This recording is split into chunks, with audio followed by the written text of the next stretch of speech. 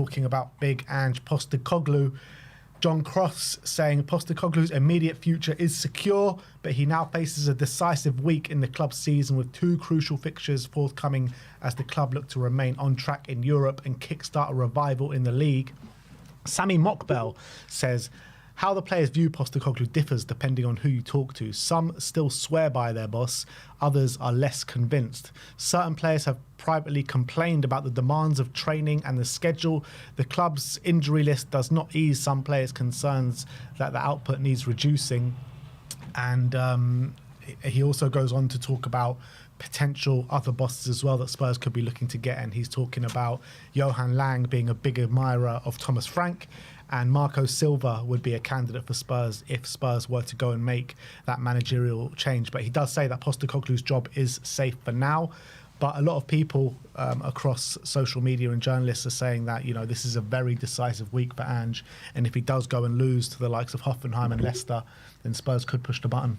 They're not saying that. They're saying it's a decisive week for Spurs and their season, which is definitely true, because obviously we've got Leicester, who are bottom of the league, near the bottom of the league, and we are hurtling towards our relegation zone. And obviously we've got Hoffenheim in the Europa League, and we need to get in that top 8. And it's absolutely right. It is a crucial week for Tottenham. They're not saying if he loses, they'll push the button, but they are saying it's a crucial week, which is absolutely right.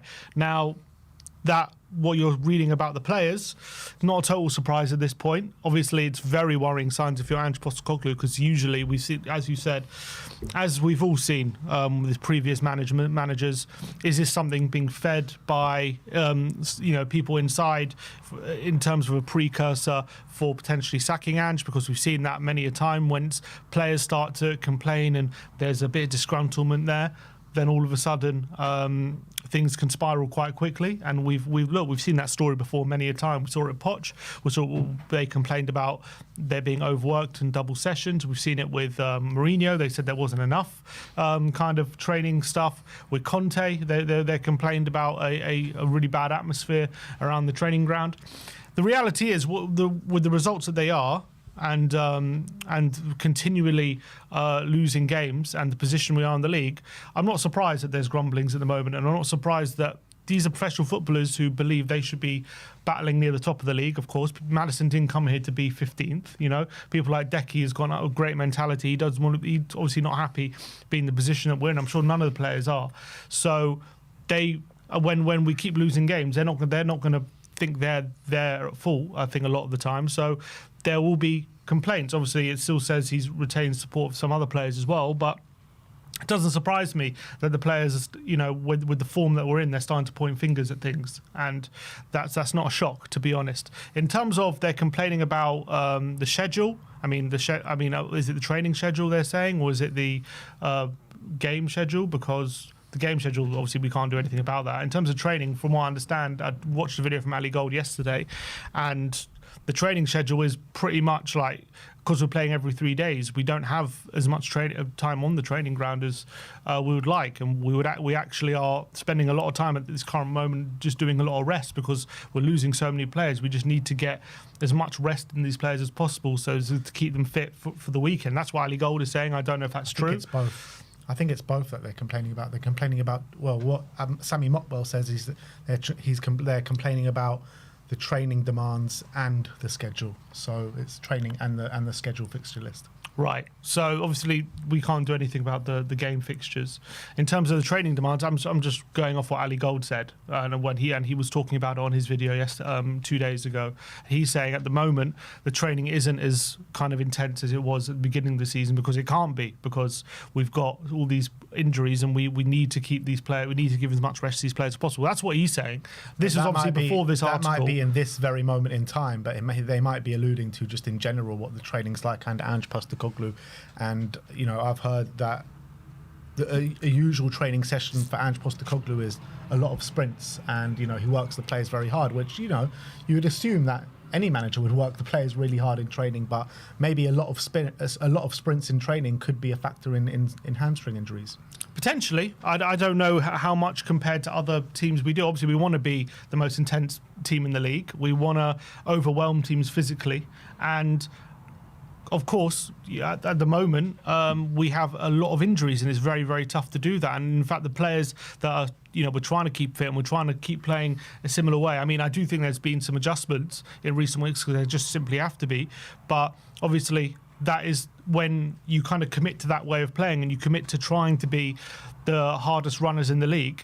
There is obviously a risk that can cause injuries. Now, the problem is, it's the amount of injuries that we've got at the moment. I think a lot of it, I don't think is all down to Ange. There's, we've got 11, 12 injuries at the moment.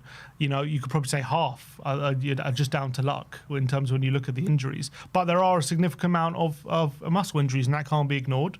And as well, I think the big issue for me is the players coming back and getting re-injured, and who's to blame for that kind of scenario.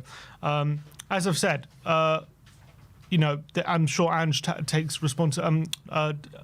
Is at fault for a few of these injuries as well. I don't think he's blameless for the mess that we're in, but I do think a lot of it is not down to him. I think a lot of it is circumstance, and that can't just be put on his head. But unfortunately, he has to kind of front up with the squad that we have at the moment. But it's not just the injuries, is it? It's not just the injuries that's putting us in a situation like this. It's players that are very tired playing on the pitch right now, and and there are options to change it and alleviate minutes from these players, and that's purely down to Ange. Right now. Yeah, right now. Well, we've got so little players. We do. And whoever we play, we're going to be tired. Whoever we play. Reguilon's not tired. Pedro Porro could have easily been taken out the firing line in multiple games and played Jed Spence at right back and played Reguilon at the left back. Maddison has been coming on in half an hour games. Yes, I know he started the last game and started at Tamworth, but apart from that, for the past month or so, he's barely started a game. He's been coming on in last half an hour, so he should have energy to play instead of potentially one of the midfielders. So there have been options. I know maybe not for all the players, but definitely for some of the players. Okay, and again, how he manages the squad, there are question marks about that. But I think at the moment he's got his hands tied behind his back a lot of the time with what players he has available. You can nitpick a few things here and there. I think it's personally, I do think it's nitpicking. I think you can say, oh, he could have done this, he could have done that.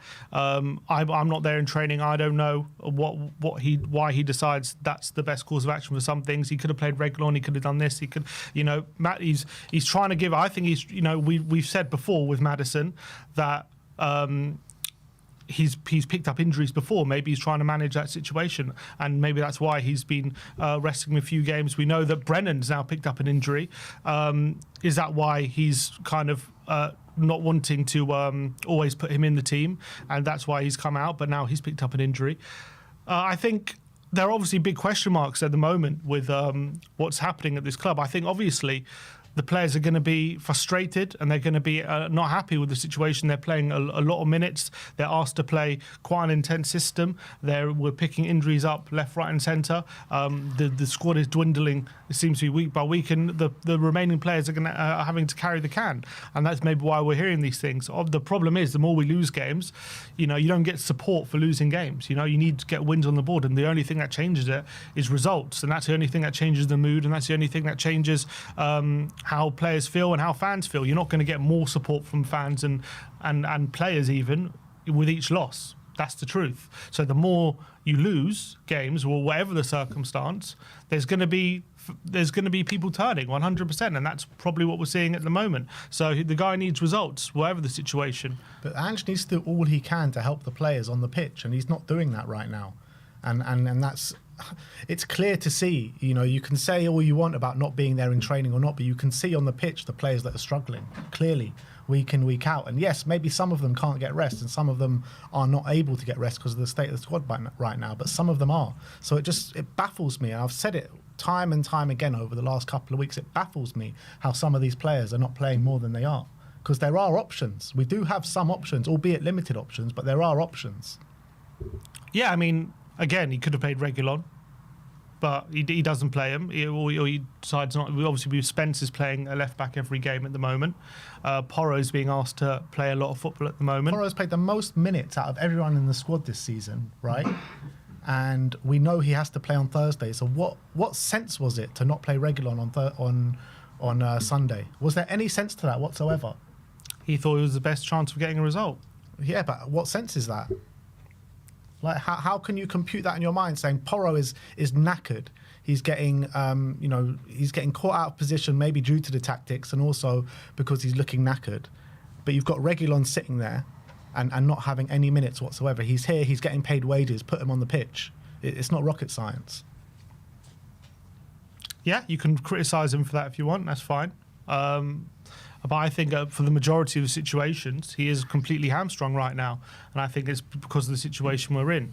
We can argue, he could have played Reguilon, he could have done this, but there's no accounting for the situation we're in, I think. And whatever he does, I don't think anyone will give him grace if we played Reguilon and he rested Porro and we still lost. I mean, we lost anyway, I know that, but I'm just saying, he's trying to get a team together. He knows the situation we're in. He's trying to get points, and I know some players need a rest for sure, but he's trying to change the situation in the situation we're in, and it's proving to be maybe out of his depth in that sense, potentially. That's the truth. Yeah, the reality is, though, when you hear these things coming out, you mentioned it before, when you hear these things coming out of players complaining about schedules and being worked too hard and all this kind of stuff, it does only end one way.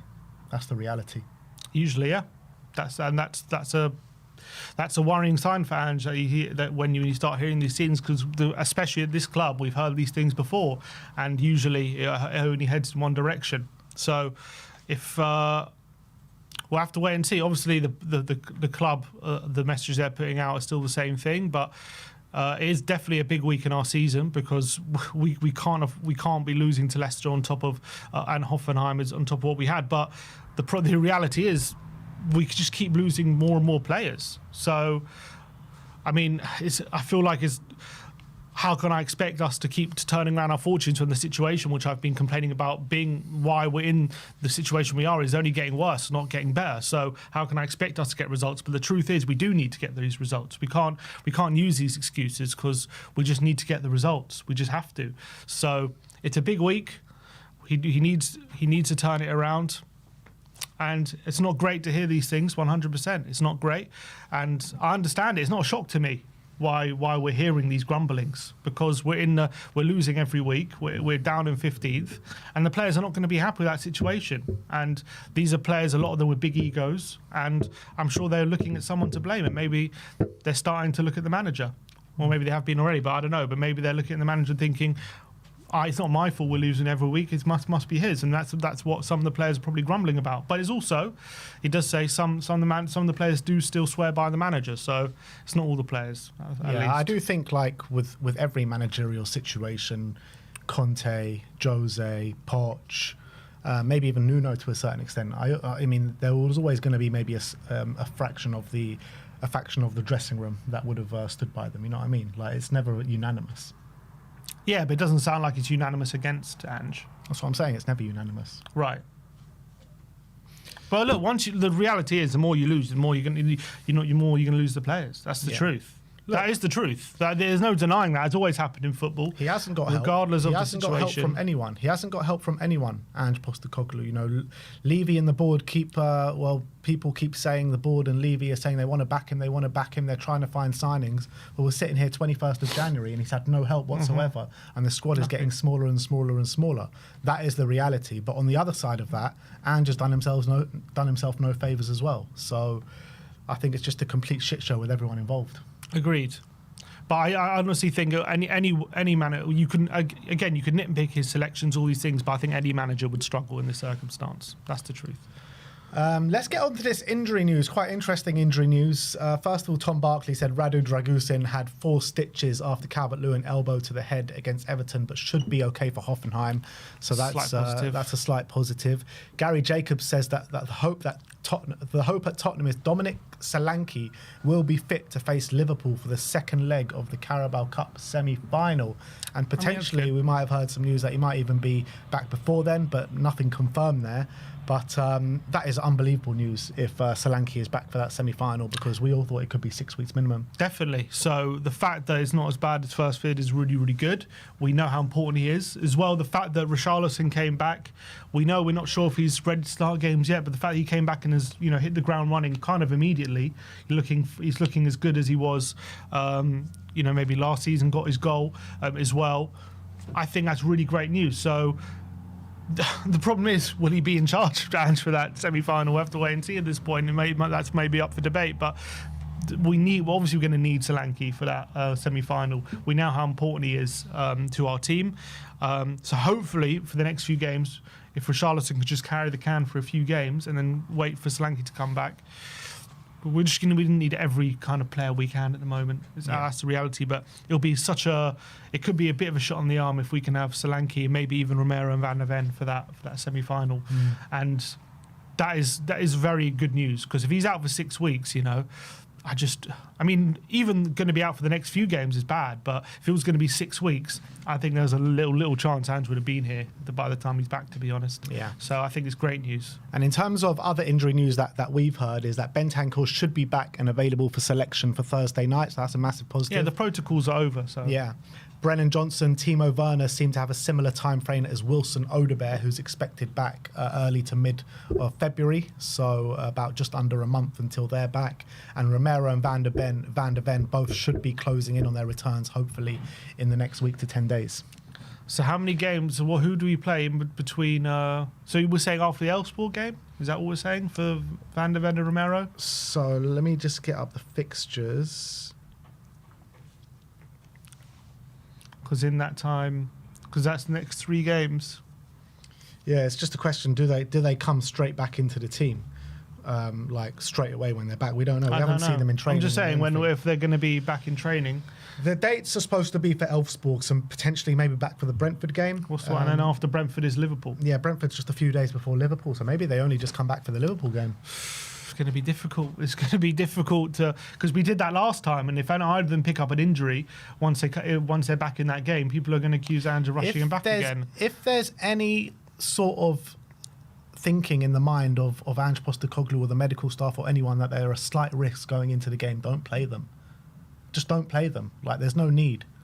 Like, there is a need. No, there's not, because you're going to hurt yourself even more. You're going to hurt yourself way more. Unless we can get them through it. Nah. If they're a risk, don't do it. Do not do it, because if they're a risk, they're going to go down in the game more than likely, and they're going to be out for another 3-4 weeks, maybe even more. So there's just no point to it. You're just going to hurt your season even more. If there's any risk that they're not ready to start, then don't do it. If they're ready to start, then like if Van der Ven is the same risk as he was, Ange says, we were planning him to play in 70 minutes. Don't play him. Just don't play him. Just wait until they're fully fit. But the Romero one, there's nothing you can do about it. That's just luck. You know what I mean? He was ready to start. He was a toe injury. He didn't have a muscle injury. Comes back and then has a muscle injury. It's just... Yeah, but I'm talking about the Van der Ven situation. I know, I'm just saying, but sometimes it's just luck. So, sometimes what can you say? After the game, Ange said it wasn't a risk to play them. He said he was going to play Van der Ven 70 minutes to protect him. But actually, if you look back, we saw Van der Ven 10 days before that game, already on the pitch, on the grass, and back in training. I don't know when he was back in full training, but we know he was in training on the grass by himself, yeah. Yeah, but we know he was back in training at least a week before, I think. And...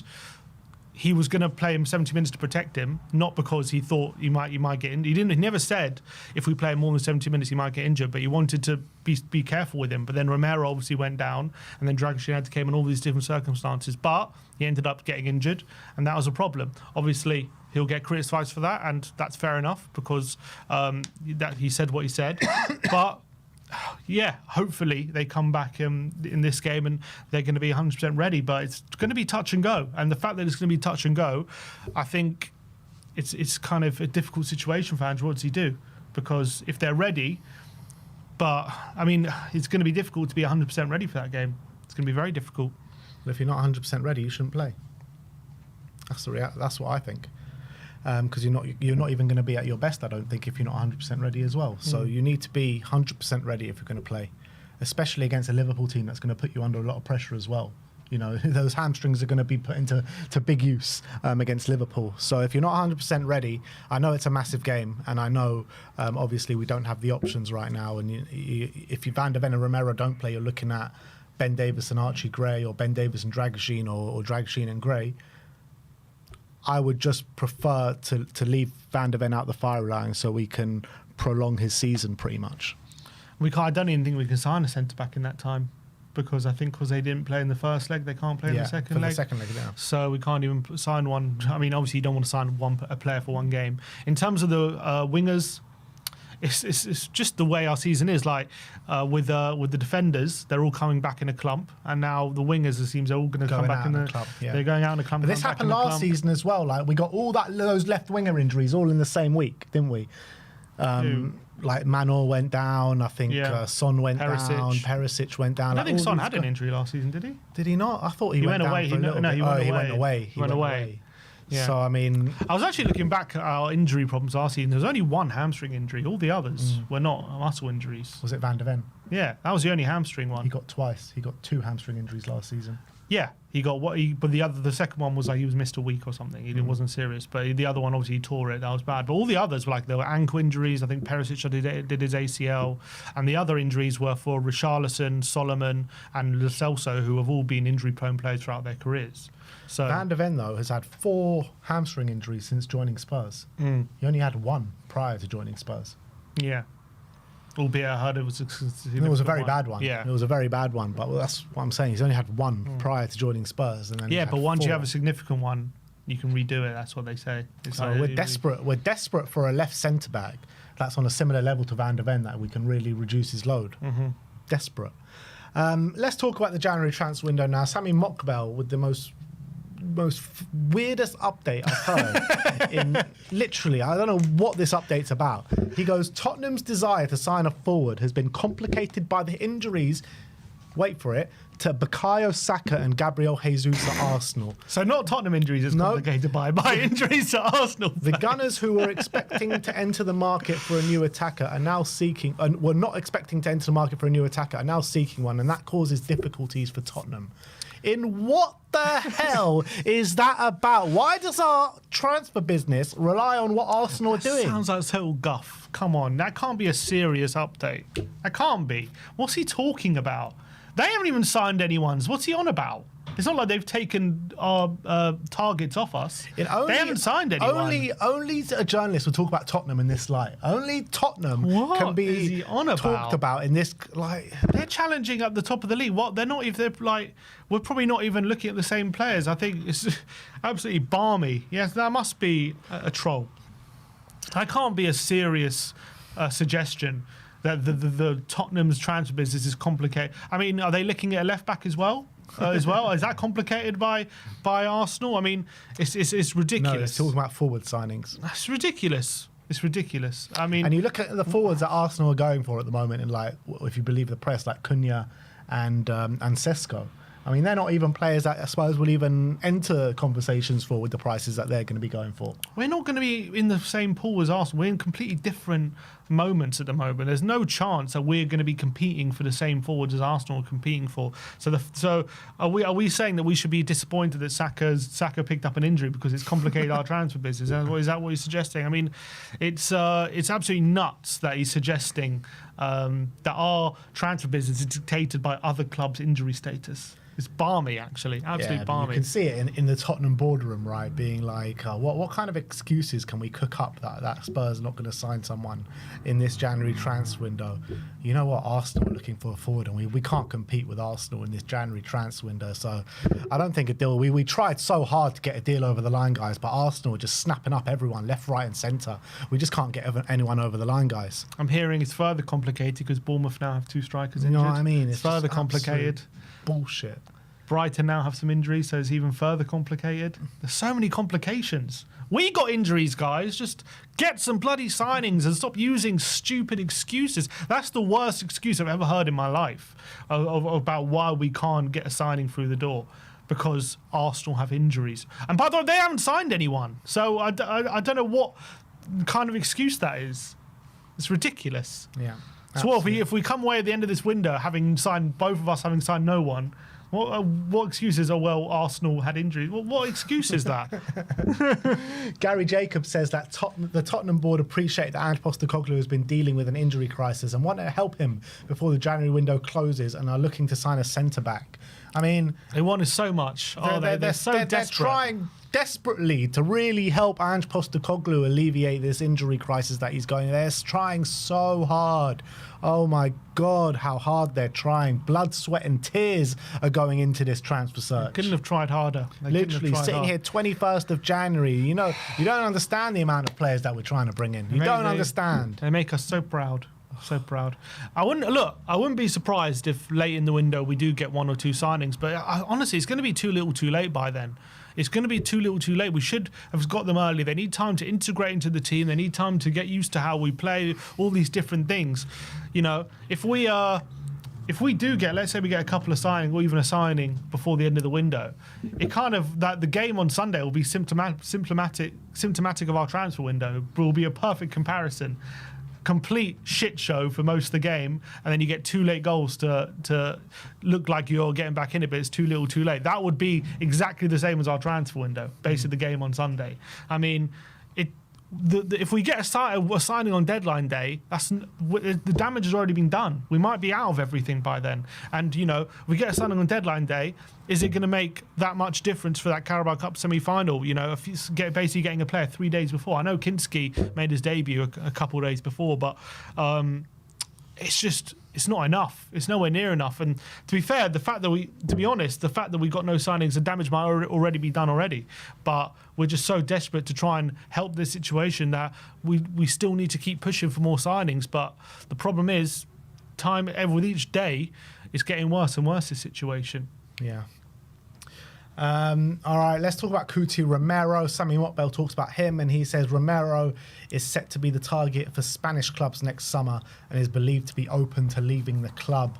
I mean, we've heard kind of these murmurings for a while now about Kuti Romero. He's got the contract saga looming over him as well, because I think, in the summer he'll have a year left on his deal? 2 years. 2 years left on his deal.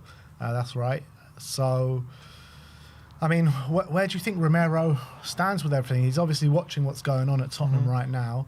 He's come out and criticised the board in terms of the kind of players that come through and the team not getting help or enough help from the board. And he sees maybe the likes of Real Madrid and teams like of that ilk, you know, potentially showing some signs of interest in him. Where do you think he sits right now? Of course he's not happy. This guy's an absolute winner. You can say whatever you want about Romero, and maybe the season he's had not had the best season. But this is a guy who has won every single international trophy he's competed in. You don't do that. You can't. It's not possible to do that unless you're an absolute world-class defender of the highest quality. This is international football. This is the pinnacle of most people's careers, right? You're telling me he's not happy with lifting the Walter Toll Trophy? I'm sure that was secondary Glasgow? to the World Cup, I'm sure. But I think he's obvious. So this is a bona fide winner. Whatever people want to say about him, whatever people want to criticise how he's played this season, he's clearly a world-class defender, because it's not possible to win what he's won at international level without being one, in my opinion, and without, especially the level he played at in those tournaments and how good he was.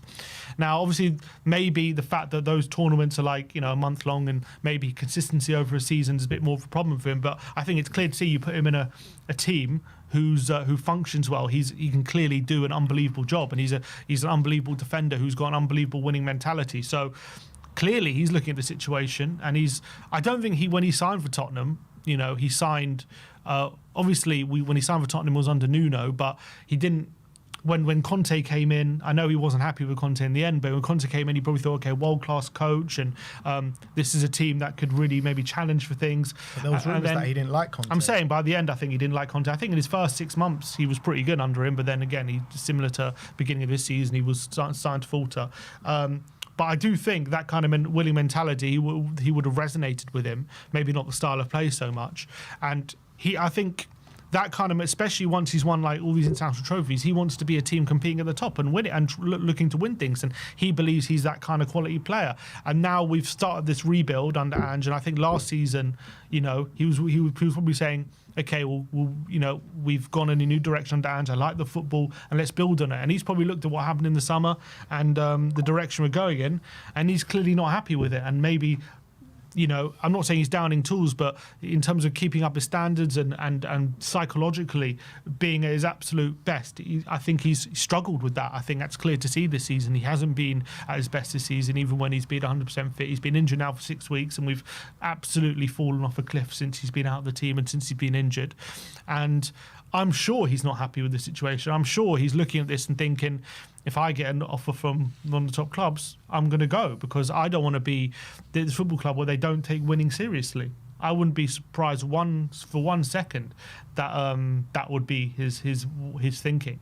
But the reality is he hasn't been good this season. He's been injured for the last 6 weeks, and we are still going to demand quite a hefty fee for him. Now, Madrid, they're saying Madrid could be looking at Saliba. They could be looking at other defenders as well.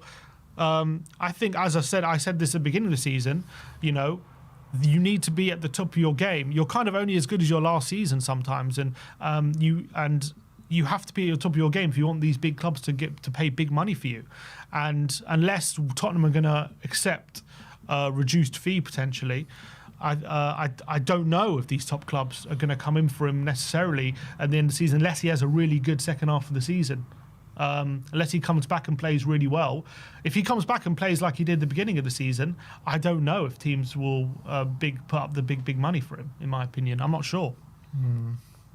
You look at it as well, like Saliba's not exactly been at his... I know he's still been very good this season, but he's been nowhere near, I don't think, the player that he was the season before. I feel like Gabriel's like overtaken him this season and being like the top centre-back at Arsenal.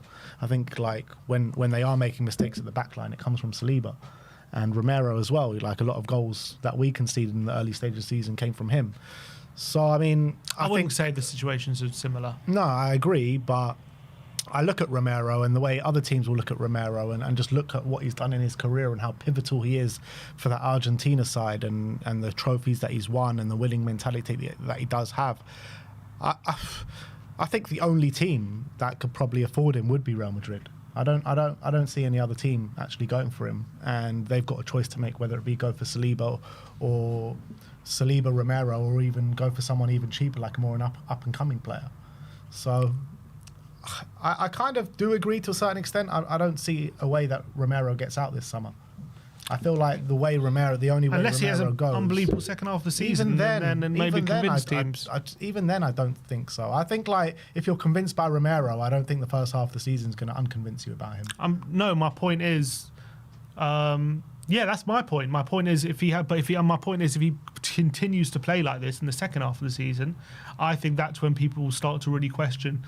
I don't know if we want to be spending the big money on him right now. He's going to be in bad form for a season. If he has a good second half of the season, then I think people can say, okay, clearly it was just a bit of blip for him, and he's definitely worth spending the money on, because I think that's the reality. In terms of him being happy here, I think I understand why he's not happy.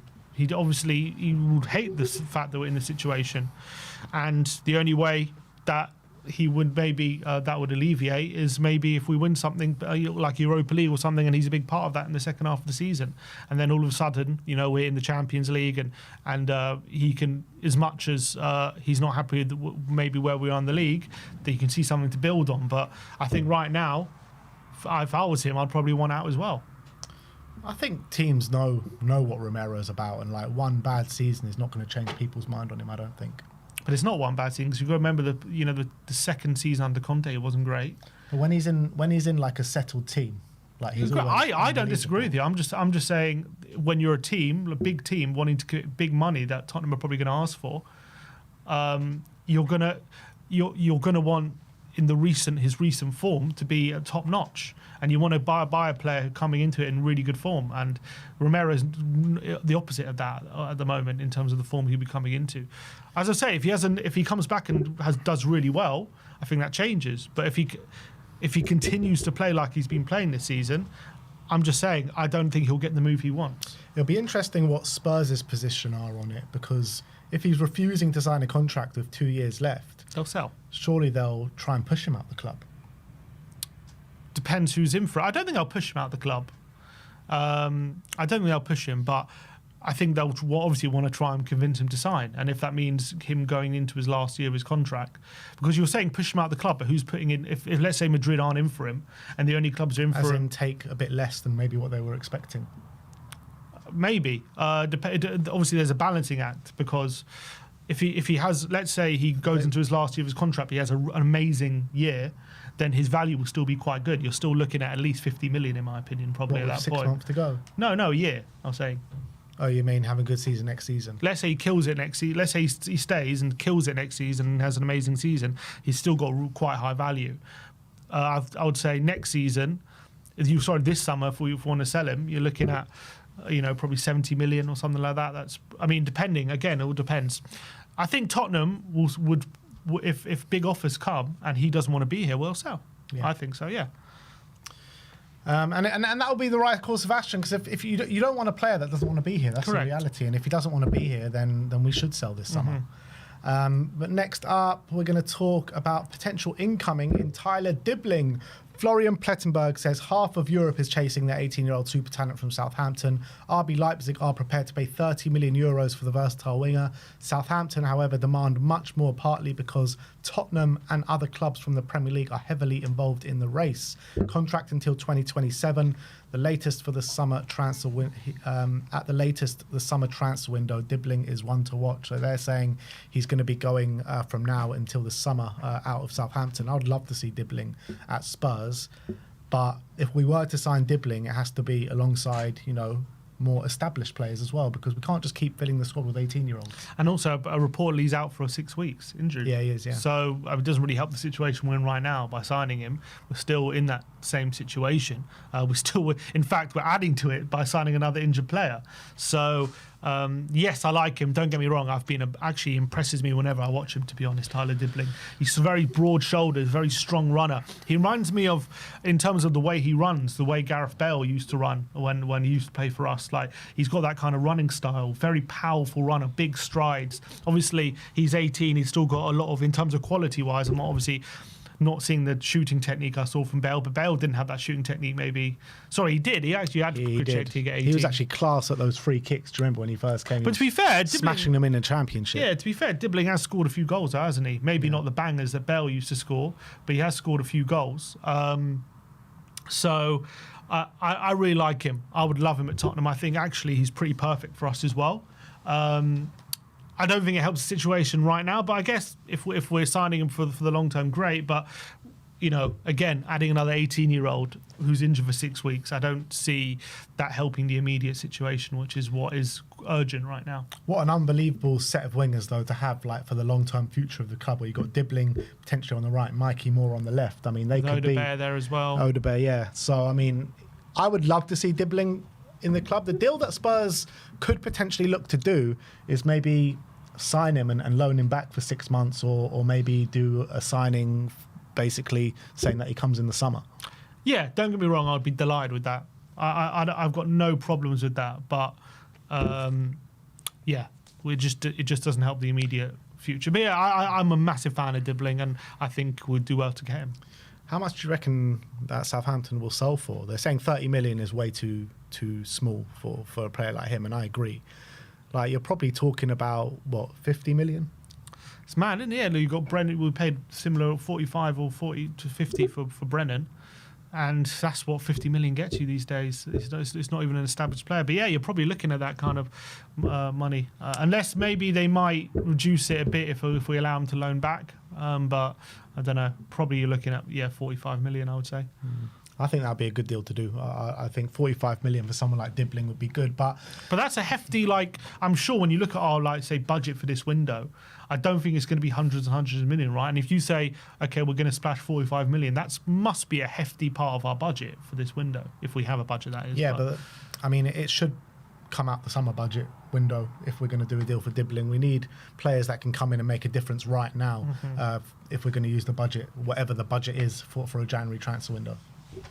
Yeah. And last but not least, let's talk about Milan Skriniar. The Mail are saying that Spurs had been offered the chance to sign PSG defender Milan Skriniar, but his wages have provided to be a big stumbling block. It doesn't surprise me, to be honest. Again, to be fair, he's not a great fit for the system. I think we can all agree on that. I don't think he's a perfect defender for like what we need. But if we're looking for a stopgap for the next 6 months just to fill in and help provide some numbers there, could you do a job in certain games where he's keeping us a lot more solid than we are now? I do think he could do that, especially in... I think there are definitely certain games he could do a job for us. But is he a player who I think can come in and play every game and not be exposed in our system and be the right fit? Probably not. But I think with Romero and Van der Ven coming back soon, like, I wouldn't mind him to come in and kind of just be fourth choice or whatever, or step in. He's probably still better than Radu Dragusin, to be honest. Yeah, but you can't bring... I don't even think it's a possibility to bring in Skriniar, because if you bring in Skriniar, you have to buy him. You can't even loan him because of the loan situation. Yeah, so I wouldn't buy him. Yeah, I wouldn't buy him. So that puts the end to that. Yeah. But that is your Tottenham update. Let me know in the comments section below your thoughts regarding all the news stories we brought to you today. Hopefully Johan Lang is working in the darkness and we'll have some news for you in the coming hours. Can you just work in the light, Johan? Because I'm getting sick of this. Come on. It's such a contrast, right? To the way Paratici worked and the way Lang works. They're like the polar opposites, aren't We need they? something to cling on to or something. Like with evidence. With Paratici, like he would deal with like 10 players at a time, and all those players would be out in the open, and you know exactly who Spurs are going for. Now you're just like, it's anyone's We're guess. just feeding off scraps at the moment. We're looking at, who are we signing? Anyone? We're doing anything?